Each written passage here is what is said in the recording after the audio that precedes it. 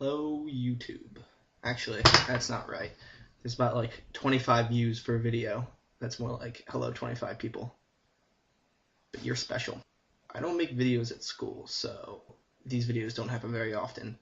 But I wanted to make a review, but at college I don't really have as much time to game as I would wish. No one can hear me. It's like 5:30 in the morning. I need to leave to go back to school tomorrow.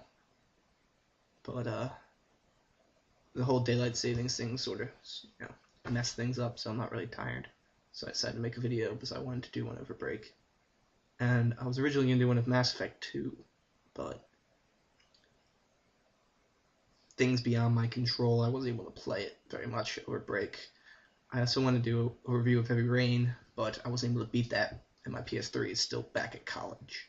But I can say stuff about the game, because I've made it pretty far, and it's one of those games where it's sort of like kind of same thing throughout. You know, the basic concept is there are 4 characters, this many, and there's this whole plot of the origami killer, and you're trying to like sort of go at it from 4 separate ways.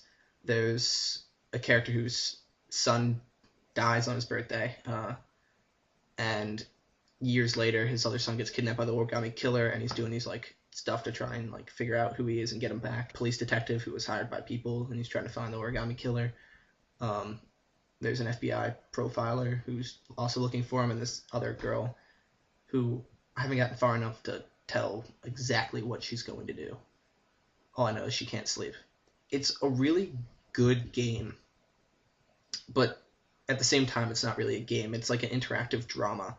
Like, you're going through the game, and your interactivity revolves around, you can move the character when it's not a cutscene kind of thing, and you can do button presses every so often, and you can see what the people are thinking by holding down L2, and you can do actions that are assigned to the buttons depending on the situation.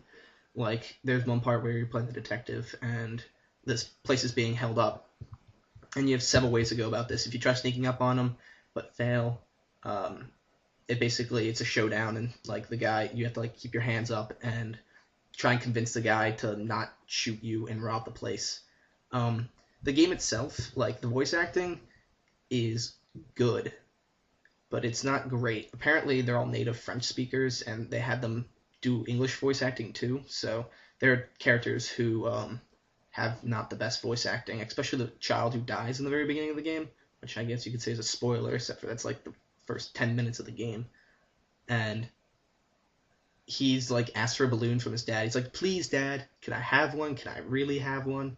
And he just sounds so sarcastic. I was like, did the kid really want a balloon? But he dies anyway, so it's unimportant. But the story really draws you in. My only complaint in the game is the animation messes up sometimes. Like, there's clipping, there's the characters' movements won't be correct.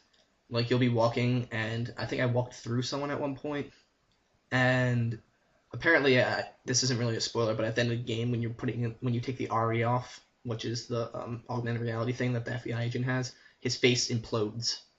That's like not in the game, but like it's a problem. There's a lot of graphical glitches, and I feel like it would have been fixed if maybe the game had a bigger budget, but it's still a really great game, and if you have a PS3, I recommend getting it because it's just a really interesting experience. I mean, the game almost gave me a heart attack, and that's mostly because I'm playing it, and I have like 4 spectators who are all yelling at me to do button presses at the correct timing, and I guess there's a spoiler here. I mean, it's not a huge spoiler, but if you don't want to hear it, don't continue watching, I guess. Suit yourself. And you have to do a trial for the origami killer as the one character, and you're driving on the opposite side of the road for 5 miles, and you have to do the button presses to make sure you don't get your car hit and you die. And it's really scary because if your character's gone, he's gone forever.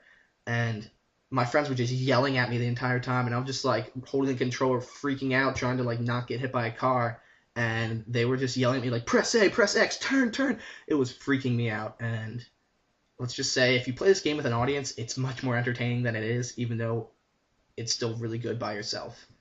I can't really give like a rating to it. It's kind of like an almost masterpiece. Like, from what I played so far, it's really good story. Everything's like really good, except presentation-wise, there's a few graphical glitches, and the voice acting isn't the best. I mean, maybe I'll do a full review when I, beat it. But I don't make videos at school because my roommates are always there, and I don't want to be like talking to myself in front of people for an amount of time. I don't know. Don't judge me. This video might be running kind of long, but I'll quickly talk about something really quickly. Pokemon comes out later today, and I really want it. And once I get Heart Gold, my life is complete. And I will be really happy. So happy. Ridiculously happy. More happy than you can ever imagine. Because I love Pokemon. The best out of all of them. Because between Red and Blue and Gold and Silver, they added the most features to the game. The other ones are just sort of like more rehashes with better graphics and more Pokemon. Oh my god. But that's what I really want. And I'm going to go now, because this video is probably going to be like 8 minutes long, and I don't want to bore everyone to death with my ramblings. Once summer comes around, I'll probably make more videos to whoever actually watches these, besides like my 5 subscribers.